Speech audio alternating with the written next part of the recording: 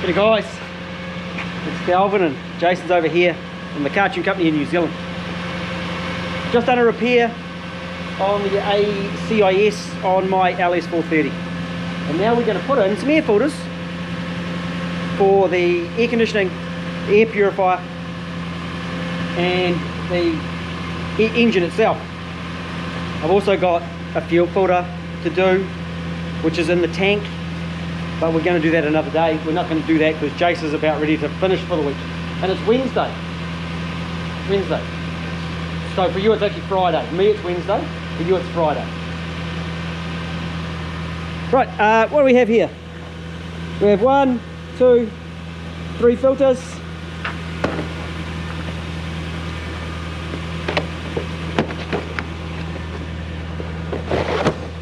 That is the air purifier for the boot.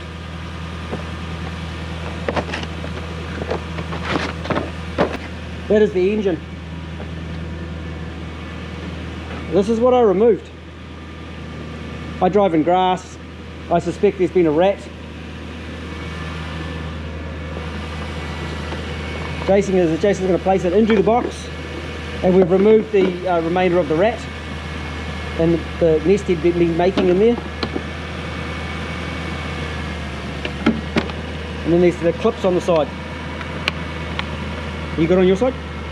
Right. Yes. Yes, I'm good now. Air filter done. Now with an air filter, the way to tell whether it's any good is you hold it up to the light and you should see light through it. That one you cannot, and it's actually the tiny particles of dirt that get into them. Right, next. This is my cabin filter. So this filter is for a 2001 LS430 JDM spec.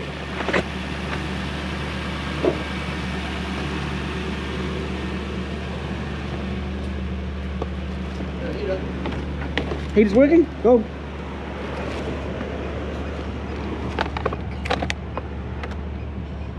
I've got brake cylinder kits in here, and I've got light bulbs.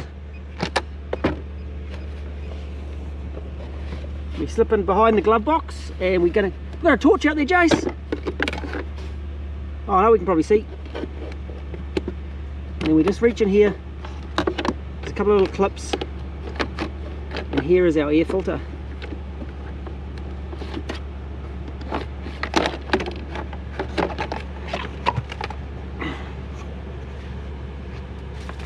Now this vehicle, I purchased it as a dealer serviced car.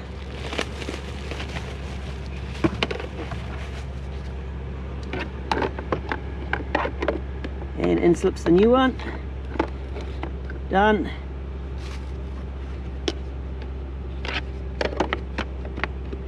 Little clips back in here. So it sits up the top.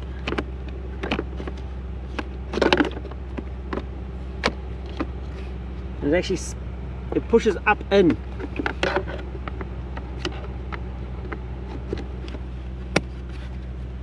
And then there's this little piece behind the back of the glove box.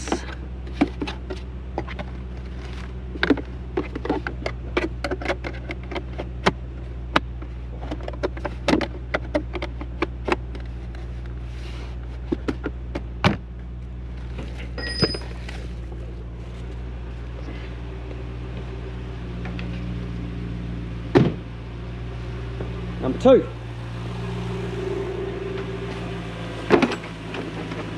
Right, we're going for number 3, which is the air purifier in the boot.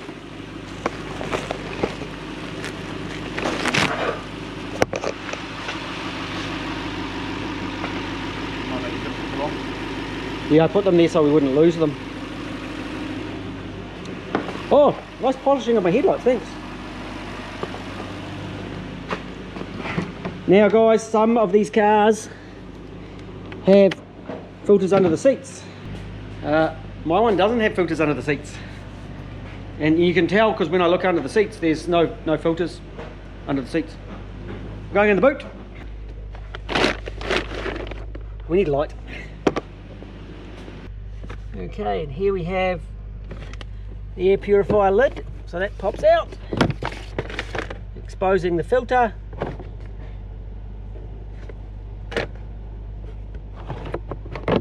Out she comes. There's a little, see I did a little lifty thing there, and it goes.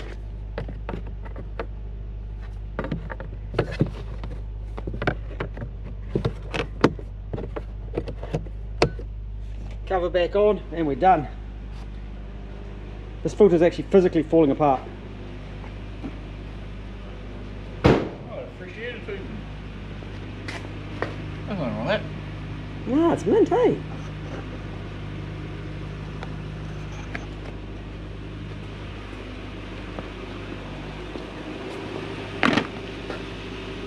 Done. Now just watch your part numbers. These are the part numbers I've used today. But they are there are different ones for some different models.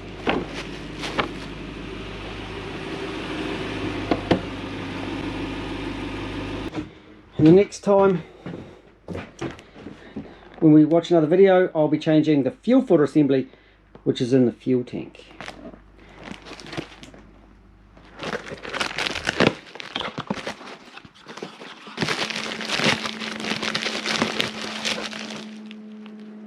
So look out for that video. And the big guy's going to put in some new oil. What are we putting in it? Where is our new oil? Let the old one out first. Good idea.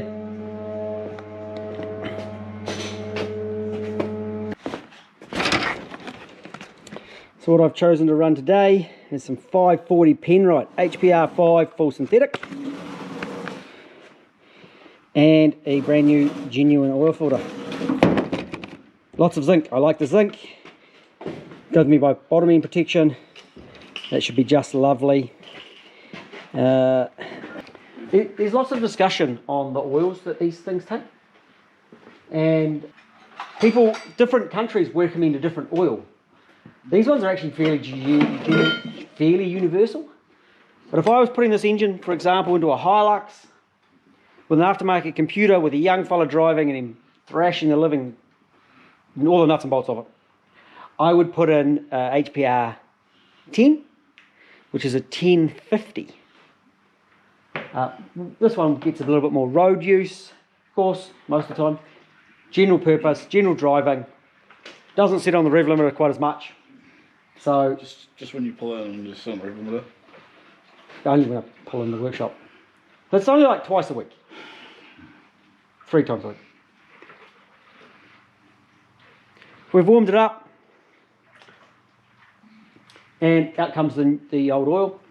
We're going to be doing a transmission service on it as well at some point, and we'll discuss there actually changing all of the transmission oil, not just some of it, because imagine if we just changed a third or a quarter of the engine oil. We wouldn't do it. And I've got some diff oil at some point, but we'll do that when we do the transmission, because Jason wants to go off way for the weekend and he's taking my car, and so his Friday is today, which is Wednesday. I'm not actually going on holiday, I'm going away to work. You're going away, you're not really, well, kind of. Autofest, you call it Clubfest, eh? That's Autofest, this one. It's Autofest, yeah. Cullen will down there with the Subaru, with his 3UZ in it, with his new 3UZ fitted, and his carburetor. Leaky toilet. His leaky toilet on a skid car. I'll give him shit when I'll scrutineer it. Now it's got a leaky toilet, can't run. Yeah, that's it. You got to scrutineer it. Fantastic. I think I'm going to scrutineer. Right, so that's where the sump plug is. So we've undone the sump plug and the oil. What happens, gravity allows the oil to fall out. Maybe we put it up in the air so it's got more pressure applied to the oil in the crankcase, and that allows the oil to fall out better by putting it higher, more altitude.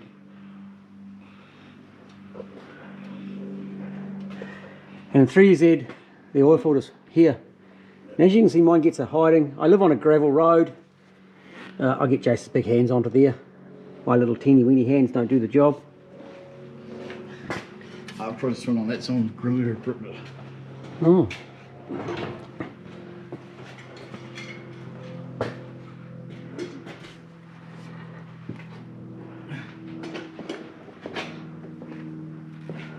the universal filter removal.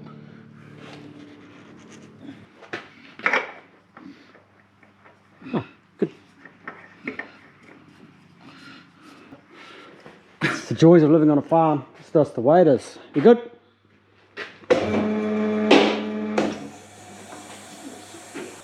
Mercedes Benz licensed. Warranty license approved.